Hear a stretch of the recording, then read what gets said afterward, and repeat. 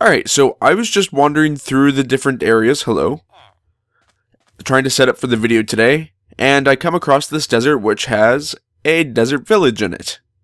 This is just like a normal village, except it's in the desert and all the houses are made out of sandstone and its various components, like smooth, regular, sandstone stairs, stuff like that. However, there's also something in here that I've never seen before, not paired with a village, at least this closely. A desert temple. I've seen desert temples and I've seen desert villages. I've never seen them right on top of each other just like this. So why not make this an opportunity to learn about desert temples? The thing with desert temples that you need to know is that they are partially buried in the sand. You will often only see like one of these turrets up here sticking out. The rest of it will just be too hard to identify. And so once you come in here, luckily this one's not buried too far into the ground, you'll see this design with dyed clay in here. This is also a good chance for mobs to spawn because these corners are quite dark. So watch out for that. But if you break open this clay, you'll see that there is a small room down there with a pressure plate. Never hit the pressure plate. Let's just go down there real quick and I'll show you why. The safest bet for these things is just to make a staircase downwards. So that way you don't have a chance of falling. Alright, that should be good. Let's just break this. And in here you'll see 4 chests. They are often filled with valuable items, such as emeralds. Let's just grab all these bones as well.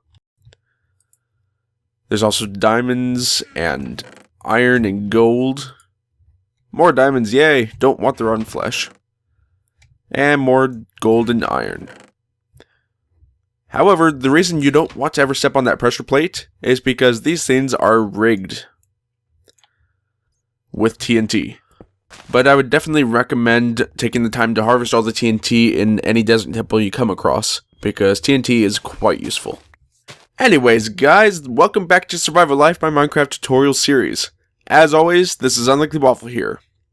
Today we have a large day planned.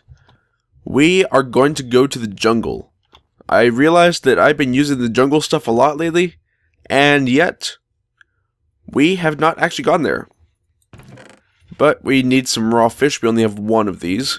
So I'm going to go fish for a bit and see how many fish I can get. Oh good, I did enchant it. Oh. Only unbreaking. Still, better than nothing. Luckily we do have this lake out here right next to us. Got ourselves an extra 20 fish. That's pretty awesome.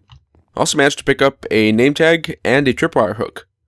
Don't worry about the tripwire hook, we'll get around to that in a future episode. But for now, these fish should do nicely.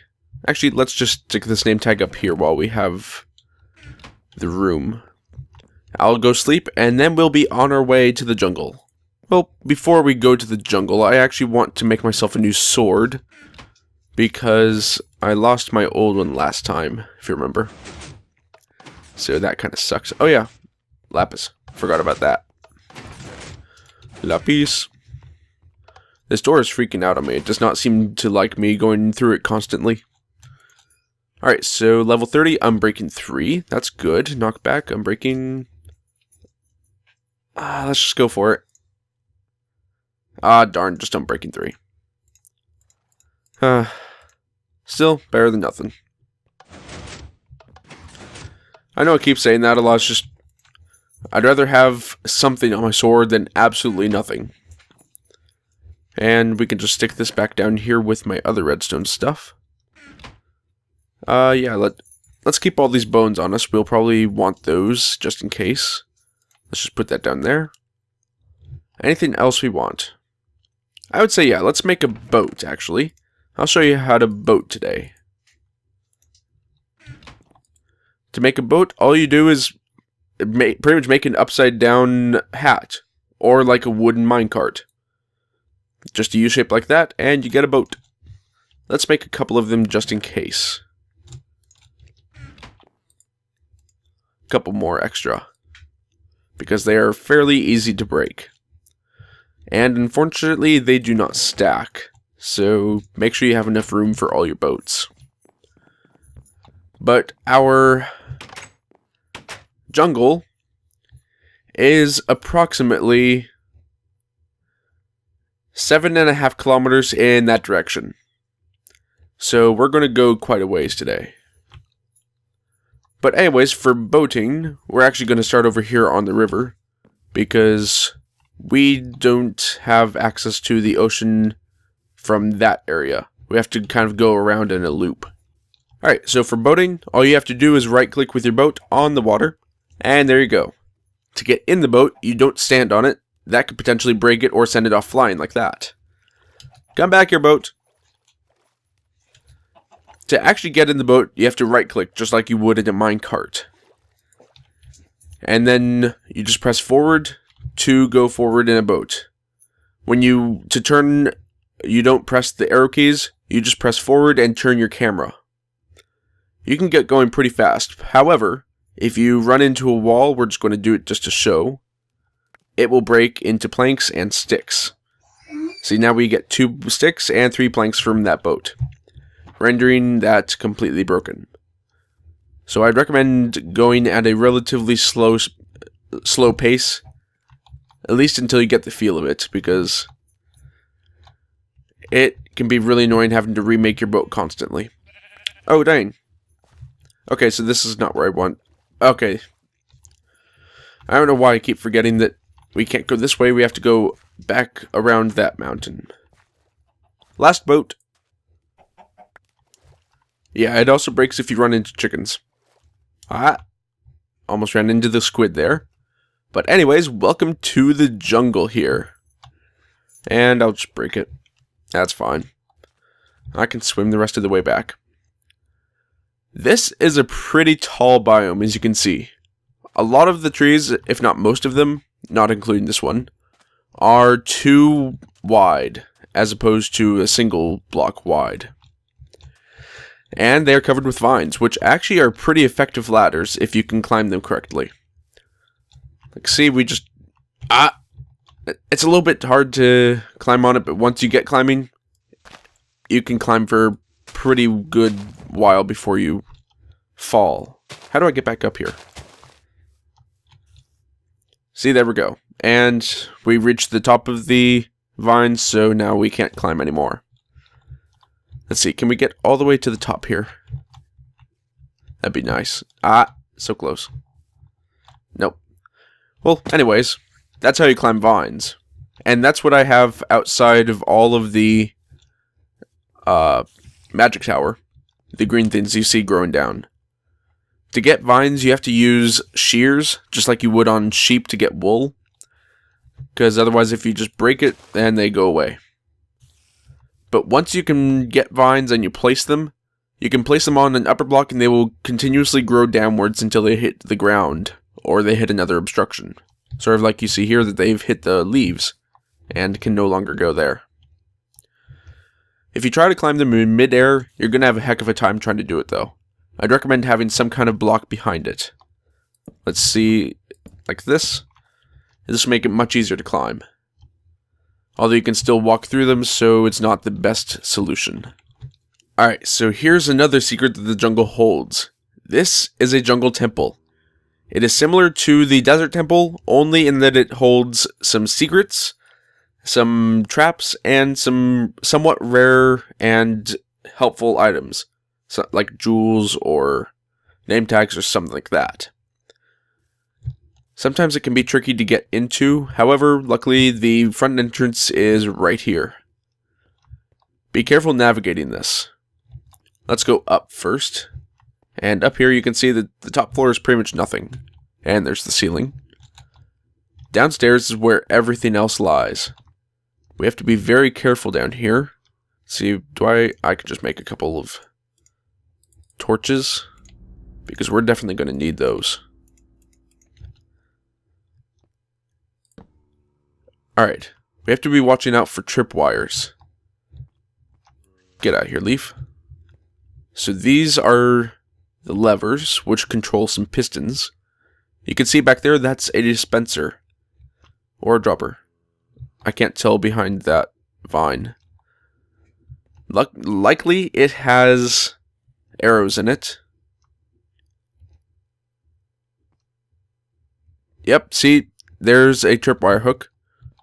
And on the other side, that is another method of giving a redstone signal, much like a button or a lever. Except this one you can hardly see. So we're just going to break it real quick. Oh, that arrow just flew right by my face. And now we can somewhat safely make it through here. Just be careful. Get rid of that. And now we can see in here, this dispenser, we have 6 arrows. Sorry about that, guys. My game decided to crash real quick. But anyways, I picked up that dispenser. And anything up here worth mentioning? No. Alright. So, there might be another... Yep, there it is. Oh, hello. Get rid of that. There's another one right there too. Let's pick up that dispenser, and hopefully it has plenty of arrows in it. Did I? Yeah, I picked it up. Alright, so another 6 arrows in that. Actually, let's get these tripwire hooks while we're at it. And what's in this chest? Ooh, diamond horse armor, more bones, more iron, and rotten flesh. Let's grab this chest too, because you can never have too many chests in here.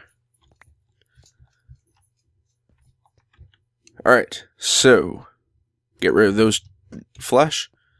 And you can see all this redstone here. That leads over to the blocks the tripwire hooks were placed on. And back through here should be where the pistons are that the levers out front were connected to. Sometimes there's even more valuable stuff in here. Okay, so yeah, here's where the levers go. This one does not appear to have led to anything really. But they do lead to these pistons. Ooh, good. Even better stuff in here. Get rid of that. So that first lever, it appears to not go to anything. It just goes to this piston, which it actually does not connect. And this one appears to go up here to this piston, which probably would have connected, but there's not appear to be anything on those. So may as well just harvest them too.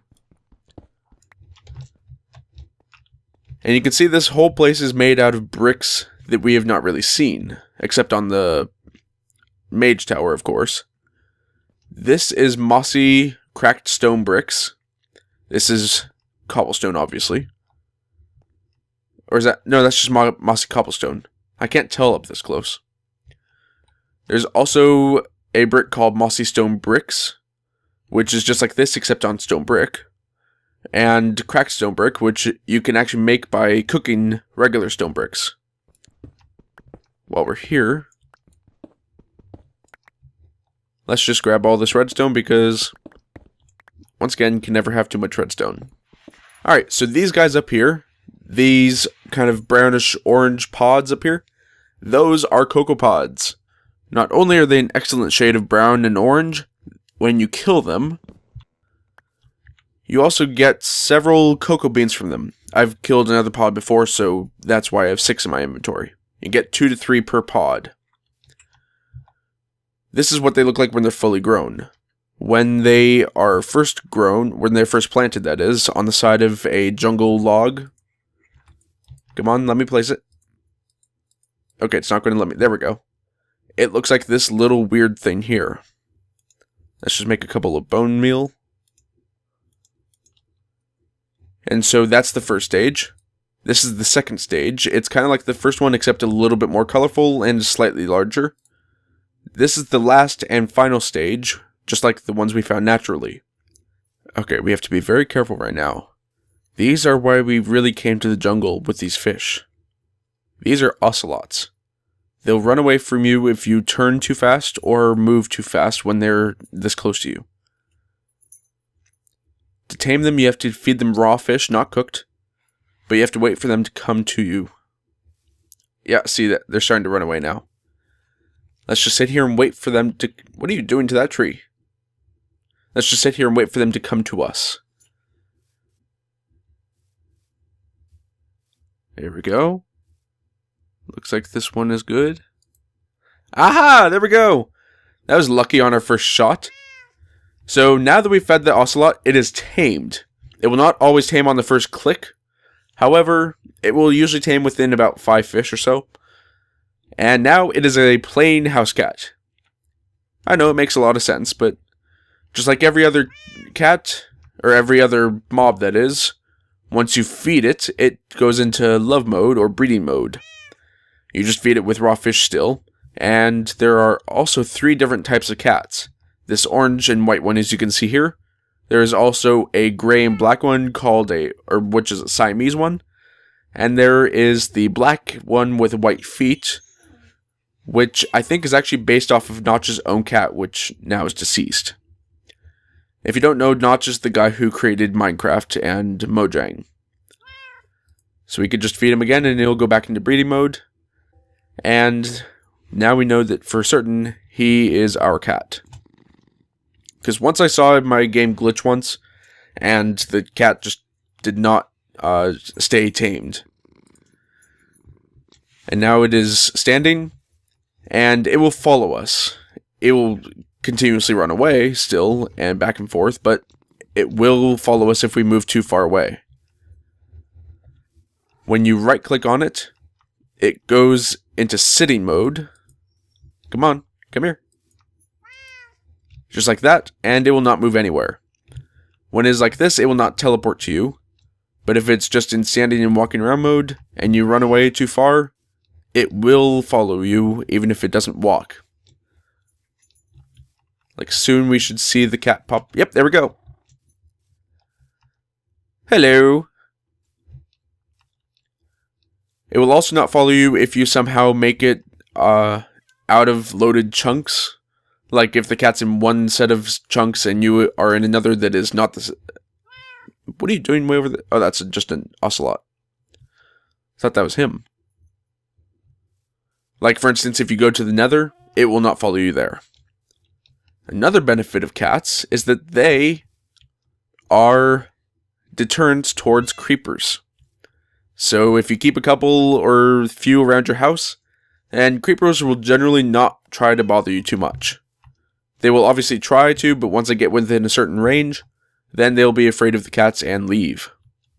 Also, one last thing while we're in the jungle here. You can see over here is a giant multicolored striped mountain. That is a mesa biome. It is one of the newer biomes in Minecraft. It is basically made of red sand, which is just like regular sand. You can cook it in glass, you can use it for red sandstone and everything.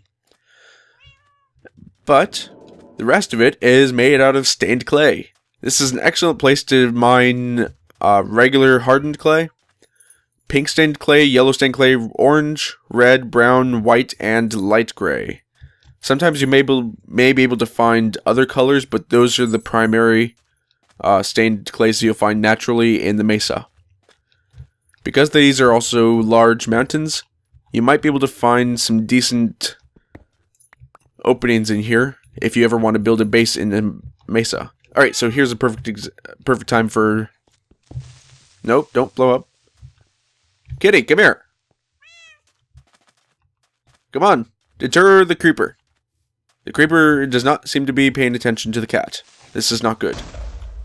Oh no! Oh no! They killed the cat. Nope, you're alive. Okay. Where are you? There you are. Excellent job, kitty. Okay, so I'm back at home. I have gotten another ocelot tamed, which is this black one right here. And I've bred it a couple times, which I, once again, thought I was doing on camera. I need to get working on how to get that sorted out properly, because I keep missing a lot of stuff. Anyway, here are my original 2, but they've also made a couple of babies. One orange, and here is the Siamese one I was talking about. So I have one of each of the 3 different kinds of cats that we can see here. The other thing with cats is that given the opportunity, they will sit on chests. They will also sit on furnaces, but whatever they sit on makes that thing unusable. You can't open the chest. To be able to get them off the chest, you can't even get them to sit up on their own. If they sit down on their own, they have to be able to sit up on their own, or stand up on their own. To get them to stand up, to force them though, you have to get food in your hand, and that's not what I wanted to do. And then you can open your chest or your furnace. So watch out for that. But anyways, guys, that is all I have time for today. I hope you enjoyed this episode, and if you did, please feel free to leave a like and a comment below, and I'll see you next time. So long, everyone.